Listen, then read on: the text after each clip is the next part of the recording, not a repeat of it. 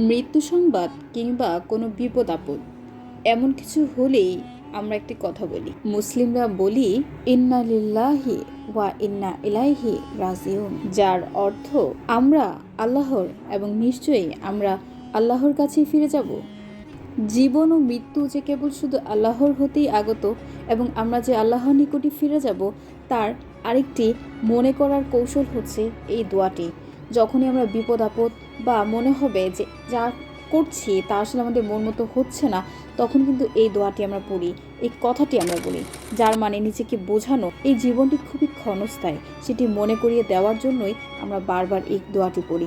একজন মুসলিমের উচিত সর্বদা মৃত্যুর কথা স্মরণ করা এবং সর্বদা একটি ভালো মৃত্যুর জন্য প্রস্তুত থাকা, কেননা মৃত্যু নির্ধারিত, অবধারিত এবং এটি একটি চিরন্তন সত্য।